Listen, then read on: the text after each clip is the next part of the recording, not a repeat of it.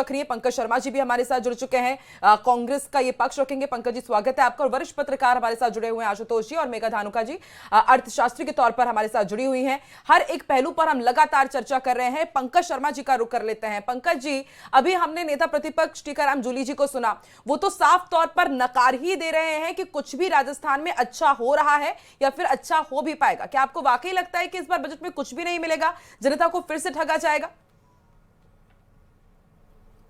देखिए, इस बजट से उम्मीदें राजस्थान को इसलिए भी नहीं है क्योंकि आप देखिए कि पिछले 2 बजटों में इस सरकार ने लगभग 2717 घोषणाएं की हैं। उन 717 बजट घोषणाओं में से मात्र 754 घोषणाएं हैं जो कि पूर्ण हुई हैं, जिसका लगभग 27.45% वो घोषणाएं हैं। जो घोषणाएं टीवी में आएगा, लोग सोशल मीडिया पे देखेंगे, लेकिन होगा क्या? 2.25 साल में जो इन लोगों ने घोषणा की है ना, 2700 से अधिक, 25% तो शुरू ही नहीं हुई है और 25-26% ही पूरी हुई है, बाकी पाइपलाइन में है। तो आप स्थिति समझ सकते हो क्या है। उधार लेकर के घी वाला जुमला थोड़ा सा एक्सप्लेन कीजिए। भाई, कर्ज लेके घी पी रहे हैं। हकीकत ये है कि इतना कर्जा हो चुका है कि वो कर्जा उतारने के लिए कर्जा ले रहे हैं और कर्जे का ब्याज भरने के लिए कर्जा ले रहे हैं। ये स्थिति राजस्थान पे कर दी। हर एक राजस्थानी पे 1 लाख का कर्जा इन लोगों ने कर दिया। आप सुनेंगे शांति से, सुकून से बजट को, क्या रहेंगे हम लोग? या कुछ हंगामे के आसार हैं? तय करेंगे। अभी तय करेंगे जी, बिल्कुल। तो कुछ हंगामे के भी आसार हो सकते हैं, लेकिन अभी तय किया जाएगा, पहले सुना जाएगा क्या कहा जा रहा है। निमिषा जी हमारे साथ जुड़ी हुई हैं। निमिषा जी, देखिए, सीधा सीधा यहाँ पे आरोप कि आप लोग कर्ज लेकर के घी पी रहे हैं, कर कुछ भी नहीं रहे हैं और हर एक राजस्थानी के ऊपर 1 लाख का कर्ज ये बता दे रहे हैं। तो देखिए, बार बार कांग्रेस की तरफ से यही कि आंकड़ों का माया जाल है और कर्ज पर कर्ज, कर्ज पर कर्ज। इसका उत्तर तो देना ही पड़ेगा निमिषा जी। देखिए आकांक्षा जी, कर्जे के खड्डे में राजस्थान की अर्थव्यवस्था को डुबोकर जाने वाली कांग्रेस की जमानतें दिल्ली और बिहार में इसीलिए हुई है क्योंकि वो कहते कुछ हैं, करते कुछ हैं। और अभी नेता प्रतिपक्ष कांग्रेस के बोल गए ना कि 3 बजट आ चुके हैं, जब उन्हें यही नहीं पता कि 2 बजट आए हैं, तीसरा बजट आ जाएगा। और उन बजट में, पिछले 2 बजट में 2718 घोषणाएं हुई थी, उसमें से 2434 घोषणाएं धरातल पर आ चुकी है। ये वही लोग हैं जो कमरे में बैठ करके बात करते हैं। सोशल इंफ्रास्ट्रक्चर से लेकर के हम इकोनॉमिक सर्वे पर जाएं तो पर कैपिटा इनकम राजस्थान के प्रत्येक व्यक्ति की 20% से अधिक बढ़ जाएगी। और आप देखिए, अभी तक 16% बढ़ चुकी है। 2,18,000 पर कैपिटा इनकम हर व्यक्ति की बढ़ चुकी है। ये इकोनॉमिक सर्वे कह रहा है और आप इसकी जांच, मैं कहूंगी, राजस्थान वासी हर व्यक्ति इसका एनालिसिस कर रहा है, क्योंकि राजस्थान की हालत कांग्रेस के शासनकाल में ऐसी हो गई थी, अपराधी खुले घूम रहे थे और युवा लाचार आत्महत्या कर रहे थे। 32%। अभी कुछ ही देर में सब कुछ आपको सामने होगा। आपकी जनता को समर्पित बजट है। समावेश विकास के लिए विकसित राजस्थान को समर्पित ये बजट बताया जा रहा, बहुत कुछ नया होगा इस बार। सभी पर युवा, महिला, किसान, गरीब, जिन तक योजनाएं नहीं पहुंचती, विकास नहीं पहुंचता, उनको केंद्र बिंदु बनाकर ये बजट बनाया गया है। सबके लिए कुछ ना कुछ है। सबके लिए कुछ ना कुछ है। कुछ इस बार बताया जा रहा है कि फाइनेंशियली राजस्थान को मजबूत करने का भी जो है पथ पर प्रशस्त किया जाएगा। आर्थिक रूप से प्रदेश को मजबूत बनाने की तैयारी बहुत जरूरी है। हमारी सरकार पूरी तरह से इस पे ही फोकस्ड है कि हम लोग राजस्थान की अर्थव्यवस्था को कैसे और मजबूत बनाएं। राजस्थान की ग्रोथ पे फोकस है और हर व्यक्ति की आर्थिक स्थिति और मजबूत हो, योजनाएं ऐसी हो जो धरातल तक पहुंचे। इंफ्रास्ट्रक्चर पे भी हम लोग हमेशा फोकस करते हैं। बड़ा बजट दिया गया है हर बार। हेल्थ सेक्टर को, एजुकेशन को, टूरिज्म को, एग्रीकल्चर को, इन सभी चीज़ों पे फोकस्ड ये बजट है। और बिल्कुल अभी कुछ ही देर में मैं आप लोगों के सामने, राजस्थान की जनता के सामने इस बजट को प्रस्तुत करूंगी। मैम लेकिन माननीय मुख्यमंत्री जी का भी आभार व्यक्त करूंगी कि वो भी पूरी तरह से बजट को धरातल पर कैसे बजट धरातल पर पहुंचे उसके लिए मेहनत कर रहे हैं।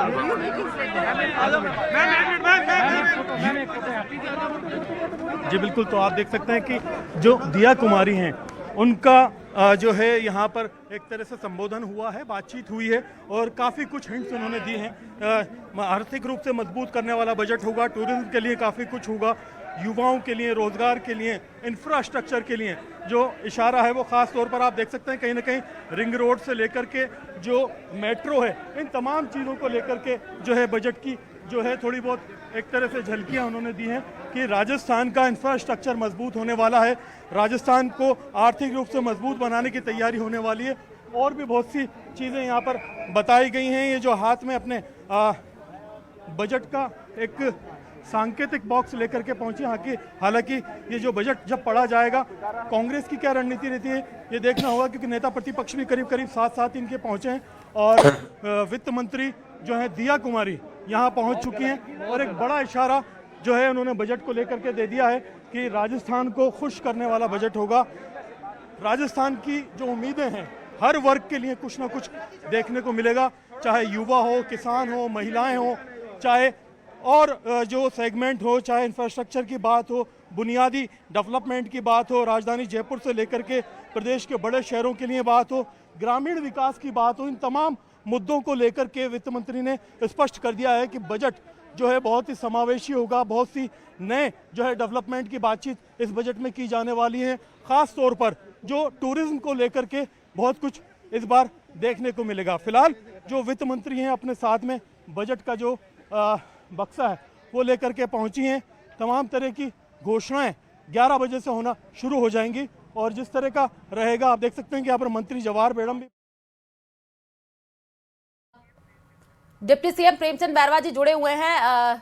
प्रेमचंद जी, आपका बहुत बहुत स्वागत है। अभी हमने वित्त मंत्री दिया कुमारी को सुना है, उन्होंने कहा है कि ये बजट बहुत ही अच्छा रहने वाला है, हर वर्ग को साधने की कोशिश, लेकिन विपक्ष कह रहा है कि आप लोग घोषणाएं तो करते हैं लेकिन धरातल पर वो चीज उतरती नहीं है। उनकी 5 साल में जो धरातल पे आई है उनका पता है क्या?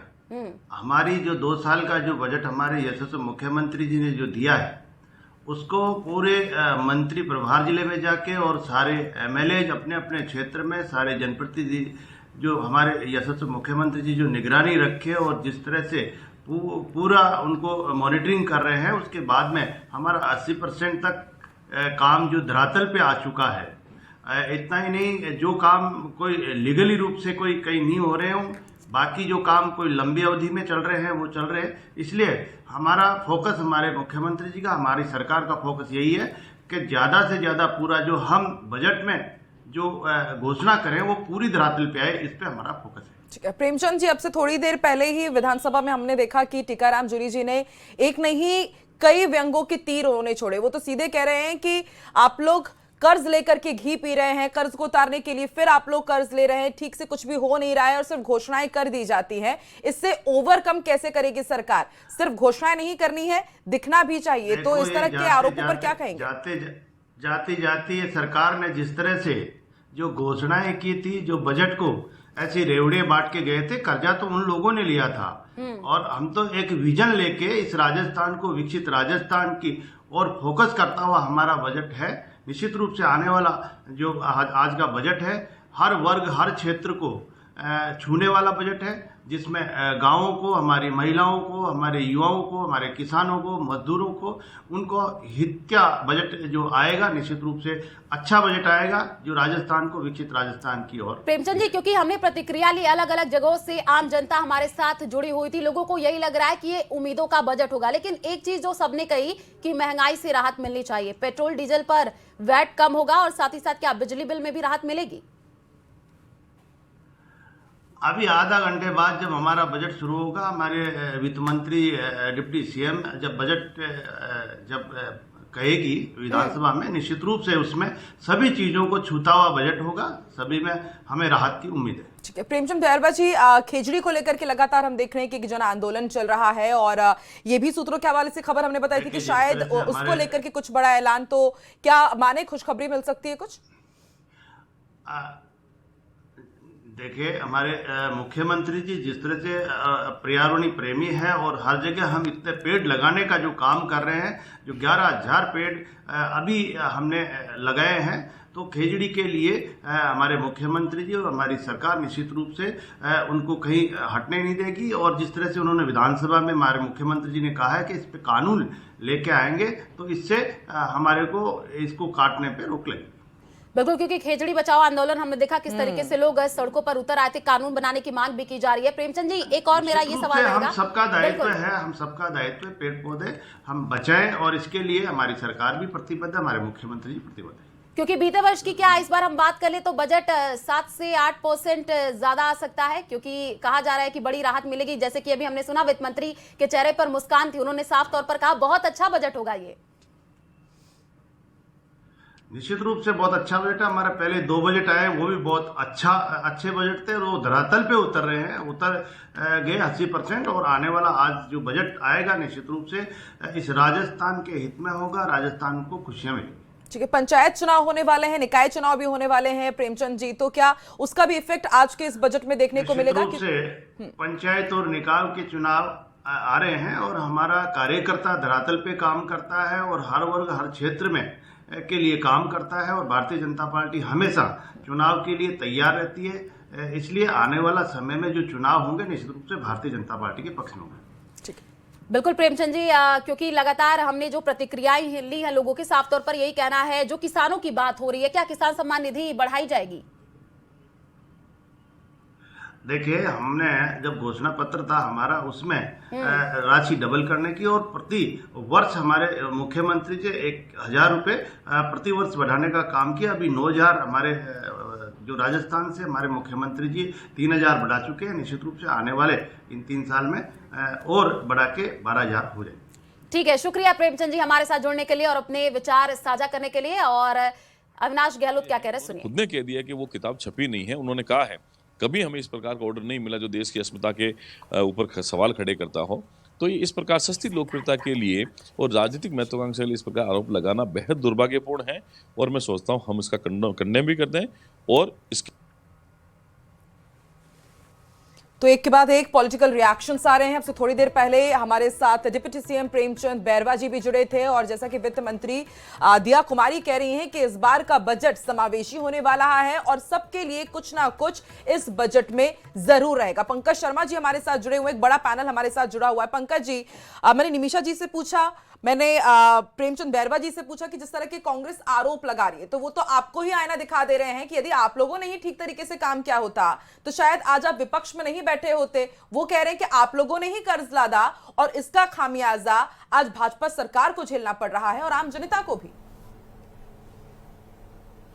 देखिए, मैं पहले आपके कर्ज के सवाल का जवाब दे देता हूं कि देखिए सरकार, आप बार बार मैं कहना चाह रहा हूं, हमारे नेता प्रतिपक्ष ने भी कहा कि ये सरकार लगातार कर्ज ले लेके घी पी रही। कैसे लेके घी पी रही है मैं आपको बता देता हूं। यही नहीं पता बजट कौन सा है। सुन लीजिए, वो कह रहे हैं 3 बजट आ चुके हैं। देखिए, ये बड़ी प्रॉब्लम है इनको। आज के दिन बड़े दिन भी ये बीच में डिस्टर्ब कर रहे हैं, इनको पता नहीं कि क्या डेकोरम होता है। देखिए, सुन लीजिए, 3 बजट आ चुके हैं। पहले तो ये क्लियर कर दो कि नेता प्रतिपक्ष सही है कि आप सही हैं। निमिषा जी, पंकज जी को बोल लेने दीजिए, उसके बाद आप जवाब दीजिएगा।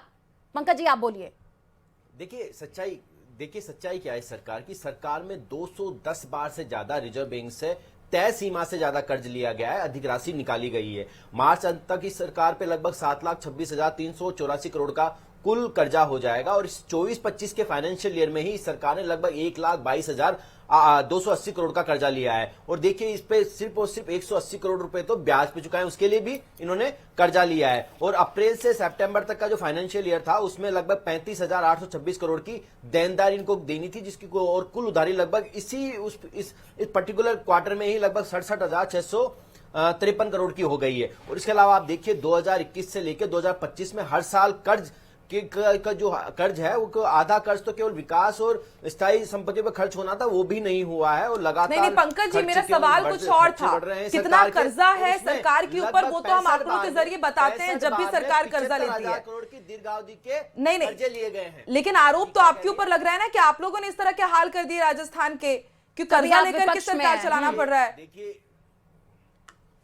देखिए आरोप लगाने से कुछ नहीं होता। हम तो डेटा के साथ बातें कर रहे हैं ना, इधर उधर की बातें नहीं कर रहे। आप देख रहे हैं बीजेपी प्रवक्ता इधर उधर की बातें कर रहे हैं। एक बड़ा सवाल मैं आपके माध्यम से पूछना चाहता हूं। अभी डिप्टी सीएम बोल रहे थे, डिप्टी सीएम के पास ट्रांसपोर्ट मिनिस्ट्री का भी काम है, डॉक्टर प्रेमचंद बैरवा जी के पास। लेकिन देखिए जयपुर में लगातार ट्रैफिक मैनेजमेंट बिगड़ा हुआ है, लगातार जाम की स्थिति बिगड़ी हुई है। मैं तो उम्मीद करता हूं कि इस बजट में आज ट्रैफिक मैनेजमेंट पे और ट्रांसपोर्ट मैनेजमेंट और पंकज जी संकेत मिले कि परिवहन को लेकर के कोई बड़ा ऐलान हो भी सकता है। आपका रुख करेंगे, ठीक है पंकज जी, आपका रुख करेंगे। हमारे साथ जुड़े हुए हैं आशुतोष रावत जी, उनसे एक रिएक्शन लेना चाहेंगे। वरिष्ठ पत्रकार हैं। पंकज जी रुकिएगा, आशुतोष जी से एक रिएक्शन लेंगे। आशुतोष जी, क्योंकि आप हर साल जुड़ते हैं और इस बार का जो बजट, अभी आपने सुना होगा डिप्टी सीएम यानी वित्त मंत्री, उन्होंने साफ तौर पर कहा कि इस बार का बजट बहुत अच्छा रहने वाला है। आपसे जानना चाहेंगे कि क्या कुछ खास रहेगा, क्योंकि हमने बातचीत की, लोगों का कहना है किसानों के लिए कुछ अच्छा हो सकता है, किसान सम्मान निधि बढ़ाई जा सकती है, महिलाओं के लिए भी कुछ विशेष घोषणा हो सकती है। तो इस बार का बजट क्या कुछ खास रहने वाला, आपसे जानना चाहेंगे आशुतोष जी। मैंने अपनी बात शुरू करते समय पहले भी कहा था कि अगले 2 महीने के अंदर स्थानीय निकाय के चुनाव हैं। ऐसे में स्थानीय निकाय के चुनावों के मद्देनजर यह बजट निश्चित तौर पर, मेरी उम्मीद कम से कम इस सरकार से यही है कि बहुत कुछ देगी। किसानों के लिए सम्मान निधि की बढ़ाने की बात है। मुझे लगता है कि उससे ज्यादा किसानों को जरूरत है कि उनको कैसे यूरिया मिले, उनको कैसे पेस्टिसाइड्स मिले और साथ में कैसे उनको बिजली दिन में मिले, जिससे कि उनको रात को पानी नहीं लगाना पड़े। मुझे लगता है कि युवाओं को रोजगार देने के लिए सरकार लगातार काम कर रही है। उस दिशा में और कुछ ठोस कदम उठाएगी और कम से कम जो महिलाओं की जो सबसे बड़ी